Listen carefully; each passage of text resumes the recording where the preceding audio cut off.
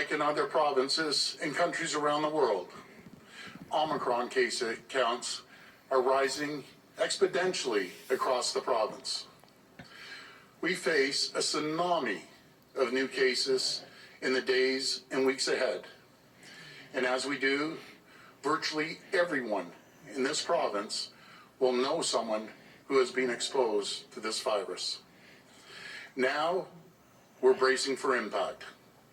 Based on our real-world experience here in Ontario, the evidence tells us that about 1% of people who get Omicron will end up in the hospital.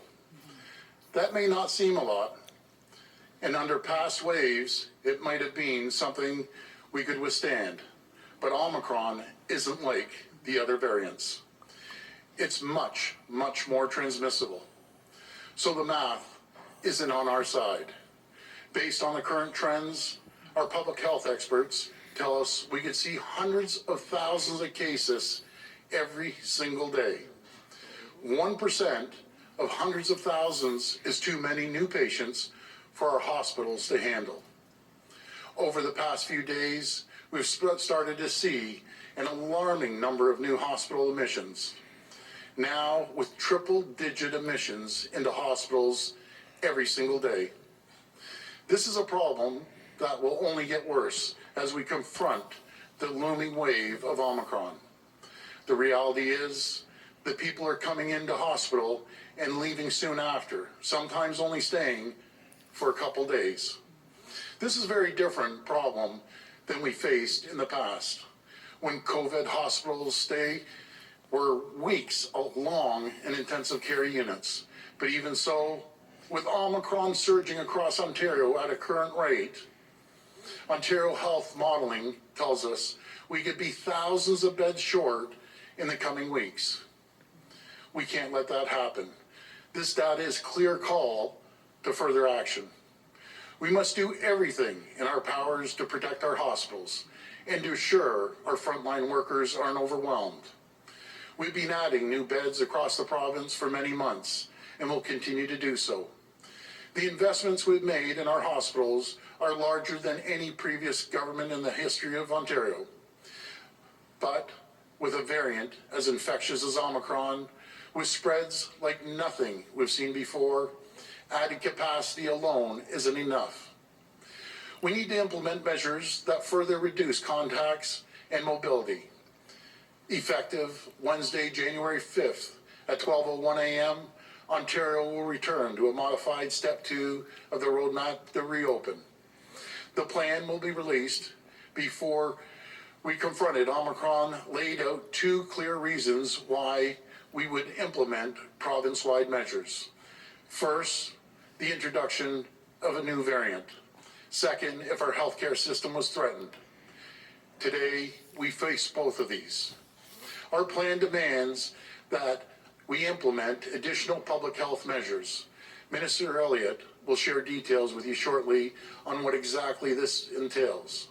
But it will mean the closure of more indoor spaces where we know the risk of transmission is higher, especially with Omicron.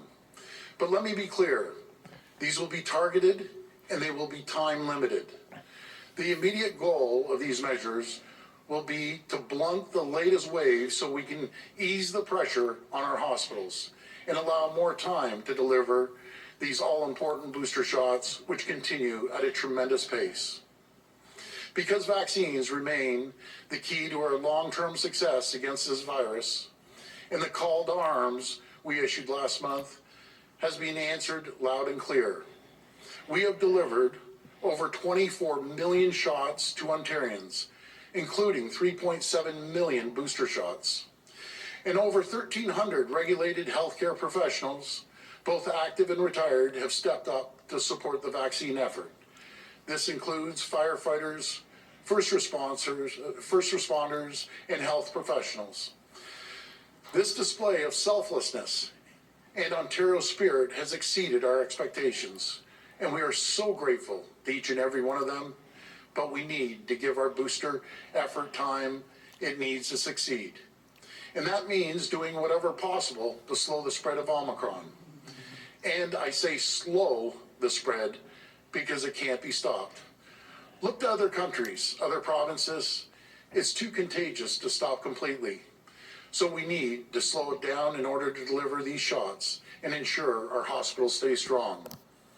That is what these measures will do, so there is no choice but to act quickly and get them in place for a limited period of time. But just because the way forward was clear, that doesn't mean these decisions are without cost. And I understand these costs are significant, and the hardship of these decisions are not shared equally.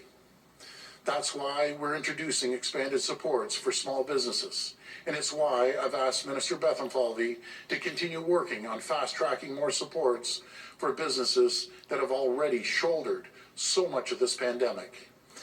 And to all the parents, I'm going to tell you that these measures will have an effect on our schools as well.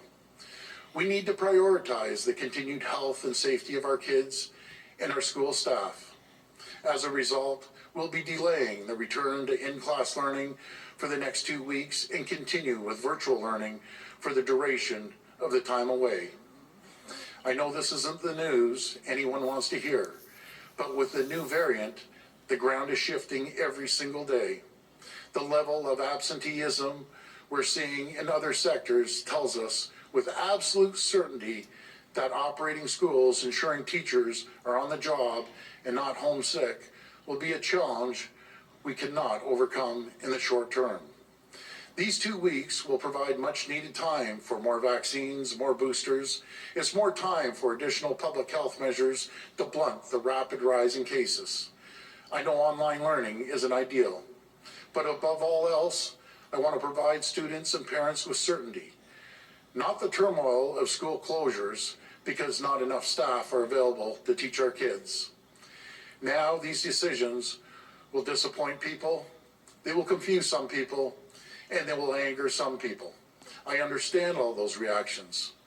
As Premier, these are the hardest decisions I make, but we follow the data, and the fact is this: Omicron spreads like wildfire. It only takes the smallest opportunity to infect. And if we do not act, if we don't do everything possible to get this variant under control, the results could be catastrophic. It is a risk I cannot take. Not after what we've been through and what we've been able to accomplish together. We are now entering the 3rd calendar year of this pandemic. It has been the greatest challenge of our generation. We want this to be the year when we finally win the war against COVID and begin the road to recovery. To do that, we must show more determination, more resolve than ever before. It's never been easy, and it won't start now. But we can and we will get through this. I want to thank you, and God bless the people of Ontario.